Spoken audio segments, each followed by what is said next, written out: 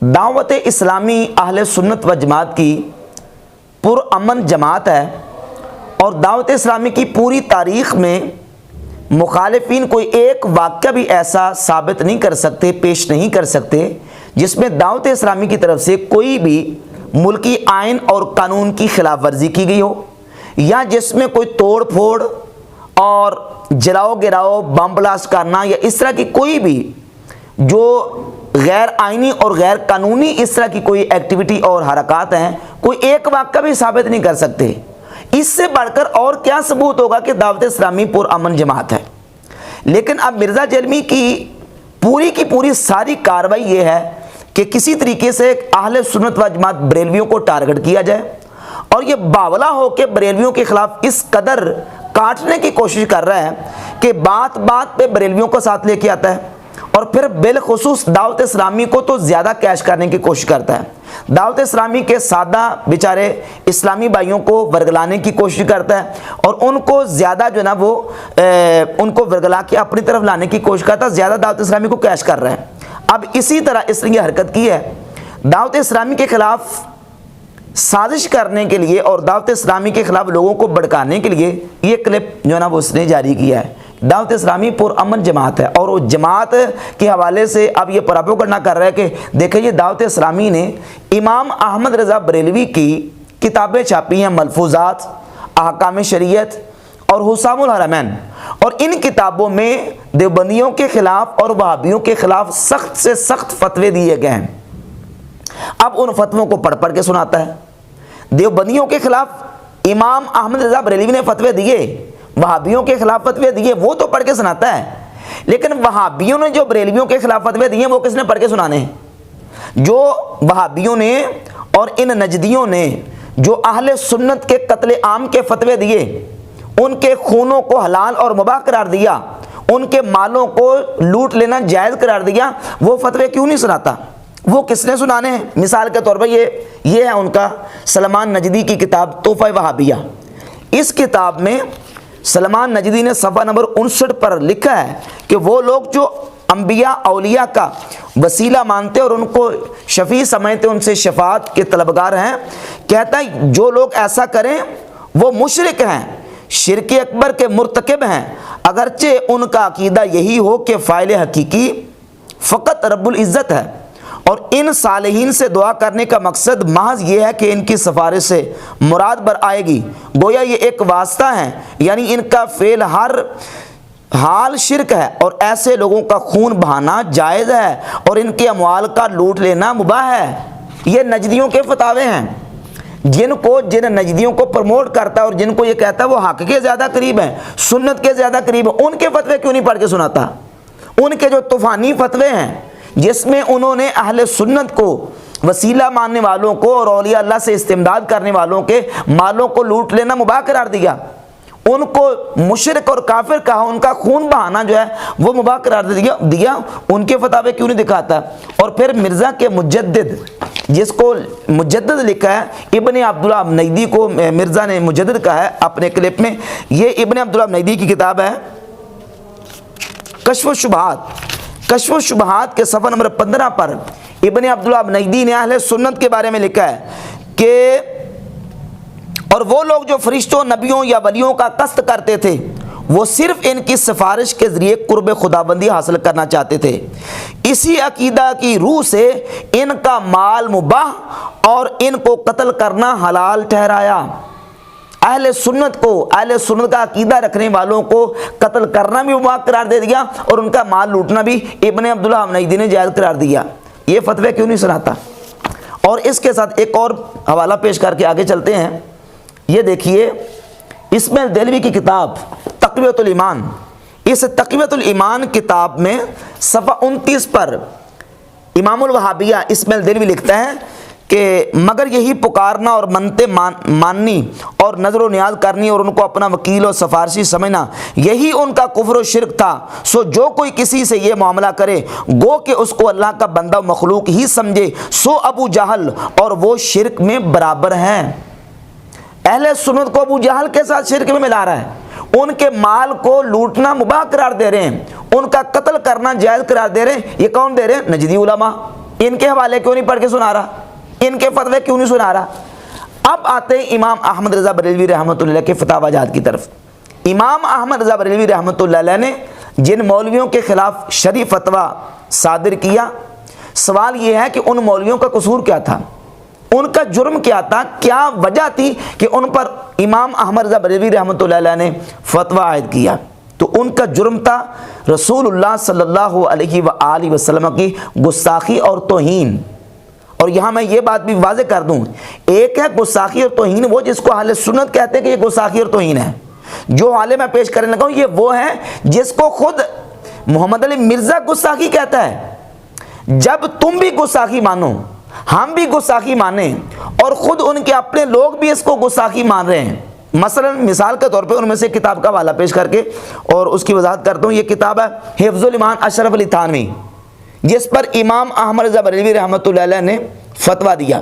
اس کے صفحہ نمبر 13 پر اشرف علی تھانوی نے نبی پاک صلی اللہ علیہ وآلہ وسلم کے علم پاک کی توہین اور گستاخی کرتے ہوئے یہ لکھا, کہا کہ پھر یہ کہ آپ کی ذات مقدسہ پر علم غیب کا حکم کیا جانا اگر بقول زید صحیح ہو تو دریافت طلب یہ امر ہے کہ اس غیب سے مراد بعض غیب ہے یا کل غیب. اگر بعض علوم غیبیہ مراد ہیں تو اس میں حضور ہی کی کیا تخصیص ہے. ایسا علم غیب تو زید و عمر بلکہ ہر سبھی بچہ مجنون پاگل بلکہ جمی حیوانات و بہائم کے لیے بھی حاصل ہے, نعوذ باللہ تعالی. یہ عبارت رسول اللہ صلی اللہ علیہ وآلہ وسلم کے علم پاک کی توہین اور گستاخی ہے, اور یہ ہے گستاخی جس کو ہم کہتے ہیں کہ گستاخی ہے. اسی حفظ الایمان کے ساتھ اشرف علی تھانوی کے مریدوں کا ایک بیان چھپا ہوا ہے صفحہ 28 پر. خود اشرف علی تھانوی کے مریدوں نے کہا کہ جناب آپ اپنی اس عبارت سے رجوع کر لیں.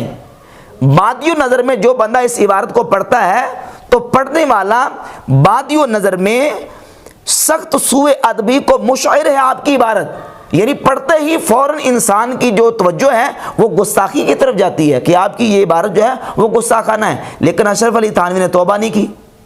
اور پھر امام احمد رضا بریلوی رحمۃ اللہ علیہ نے حکم شرع بیان کیا, اور یہ کتاب اشد العذاب مرزا حسن چاند پوری جو اشرف علی تھانوی کے وکیل مناظرہ تھے, انہوں نے مرزا حسن چاند پوری نے اپنی کتاب اشد العذاب کے صفحہ 15 پر لکھا ہے کہ خان صاحب نے جو فتویٰ دیا ہے جس کو وہ جو مطلب سمجھتے تھے اس کے مطابق اگر وہ فتویٰ نہ دیتے تو وہ فتویٰ خود خان صاحب اپنے اوپر آتا. اور پھر اب ہم آتے ہیں مرزا کے ریسرچ پیپر نمبر 2 اندھا دھند پیروی کا انجام. یہی عبارت حفظ الایمان کی مرزا نے اپنے اس ریسرچ پیپر نمبر 2 کے صفحہ نمبر پیج نمبر 3 پر اس کو بیان کیا اور اس کو گستاخی قرار دیا. اب تم بھی گستاخی کہو, ہم بھی گستاخی کہیں, خود اشرف علی تھانوی کے مرید کہیں کہ یہ گستاخانہ عبارت ہے, تو امام احمد رضا بریلوی رحمۃ اللہ علیہ نے جب فتویٰ اس پر لگا دیا تو اس میں پھر اب قصور کیا ہے, تمہیں تکلیف کس بات کی ہے پھر.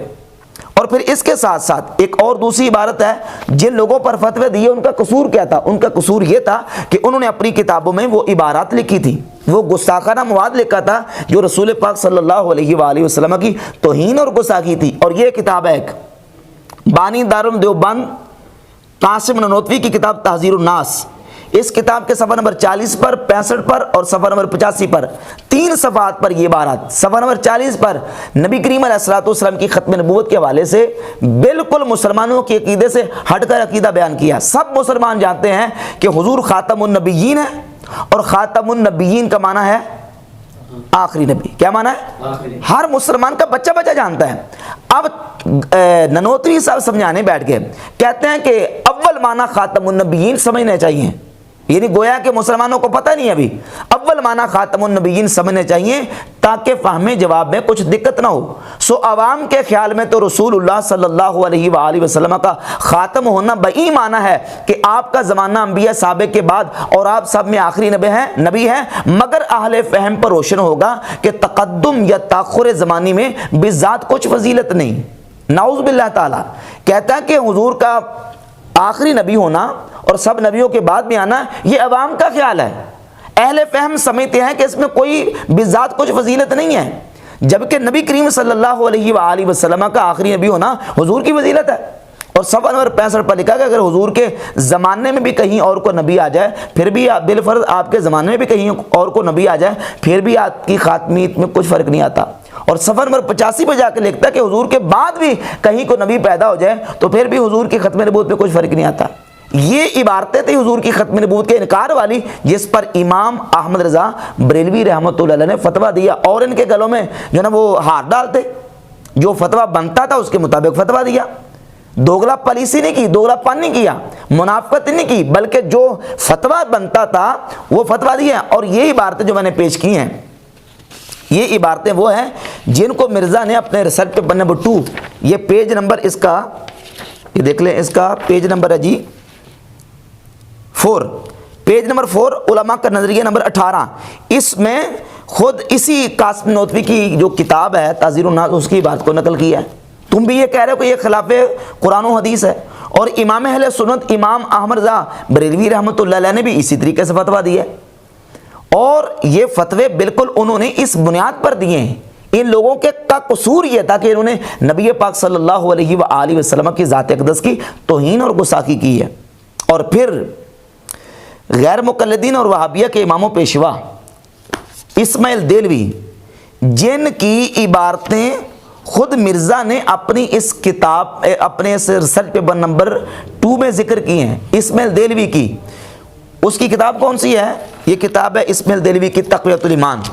اسی کتاب میں اسماعیل دہلوی نے لکھا ہے کہ نبی کریم علیہ الصلوۃ والسلام نعوذ باللہ مر کے مٹی میں مل گئے۔ یہ کتاب ہے تقویۃ الایمان، جس میں لکھا کہ نبی بڑے بھائی ہم چھوٹے بھائی، نبی کی تعظیم بڑے بھائی کی سی کیجیے۔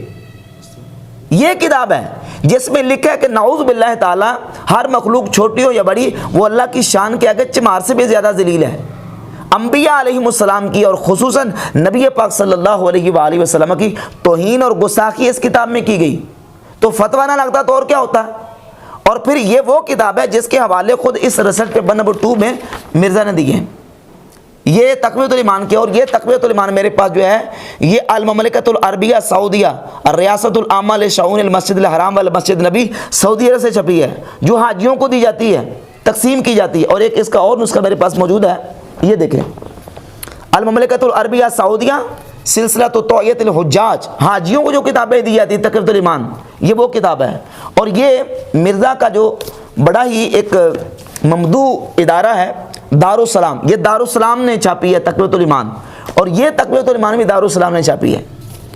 یہ کتابیں ہیں جن کتابوں میں نبی پاک صلی اللہ علیہ وآلہ وسلم کی توہین اور گستاخی کی گئی ہے۔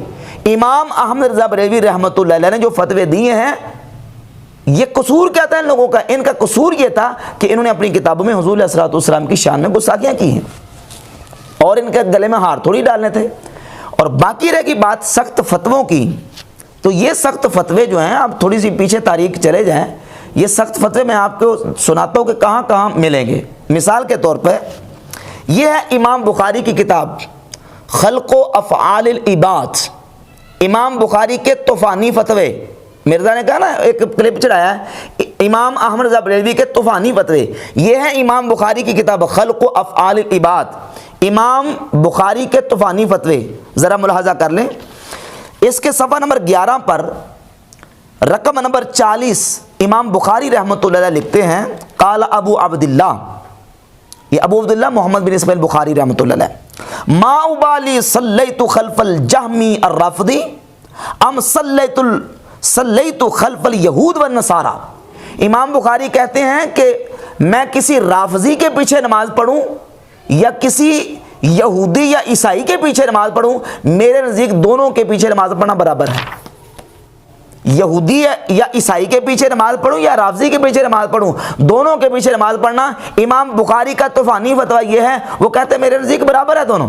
اور پھر آگے لکھتے ہیں ولا یسلم علیہم، ان کو رافضیوں کو سلام بھی نہ کیا جائے، ولا یعادون، ان کی عیادت بھی نہ کی جائے، ولا یناکحون، ان کے ساتھ نکاح بھی نہ کیا جائے، ولا یشہدون، اور ان کے جنازوں میں بھی حاضر نہ ہوا جائے، ولا توکل ذبائحہم، اور ان کا ذبیحہ بھی نہ کھایا جائے۔ یہ امام بخاری کا فتویٰ ہے۔ تم کہتے ہو کہ ان میں تو ٹالرنس نہیں تھا، ان میں یہ تو بڑے جو ہے نا وہ بڑے شدت پسند لوگ تھے، امام بخاری کو کیا کہو گے؟